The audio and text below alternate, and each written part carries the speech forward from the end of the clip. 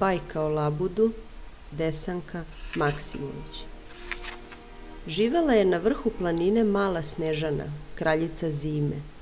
Na nožicama je imala cipelice od srebra, bila je ogrnuta belim plaštom, poprskanim snežnim zvezdicama, a na glavi nosila ledenu kapu koja se prelivala u bezbroj boja kad sunčev zrak na nju padne. Kraljici zime nije bilo hladno, ni na vrhu planine. Spavala je u snežnom gnezdu, golišava se valjala po smetovima, loptala se po ceo dan sa pahuljicama, vozila se po jezeru na jednoj crnoj ptici tužno oborene glave. Kako je Snežana bila vrlo mala, mogla je sasvim udobno da joj sedne na krilo. Sletale su na to jezero i druge ptice, divlje patke i guske, ali one su bile isuviše male da bi maloj kraljici zime mogle služiti umesto čamčića.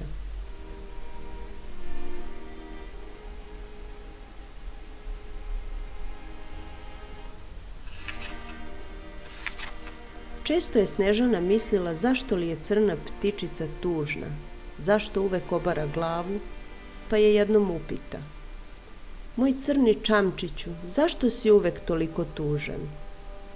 "Mala kraljice, odveć sam sad uzbuđena i ne mogu ti reći šta me tišti," prozbori najzad ptica, "ali doveče dođi opet na obalu pa ćeš čuti."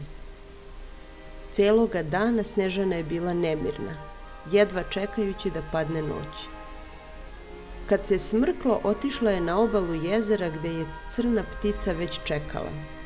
Skrivena u noći, ispovedala se tiho kraljici zime: "Sve je oko mene belo, i drveće, i nebo, i zveri, i ti, mala kraljice, samo sam ja od noći crnja, zato me mori tuga."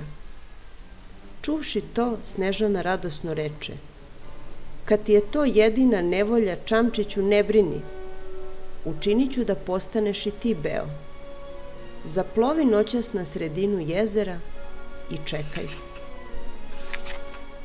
Posle ovoga kraljica je otišla do ledene kule među stenjem gde je živela srebrna zvezda, majka svih pahuljica.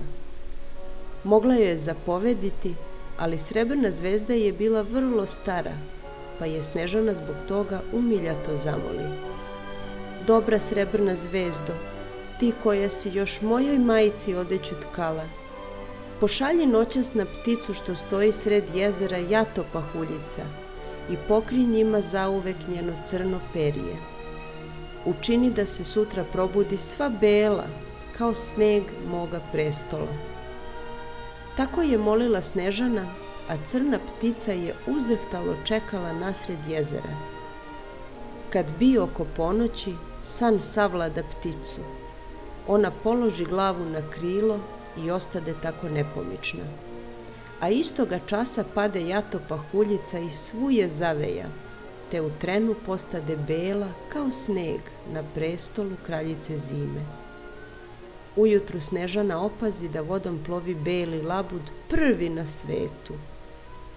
Drugi su se posle toga rađali i umirali, ali taj prvi još i sad živi i po istom jezeru vozi Snežanu, kraljicu zime.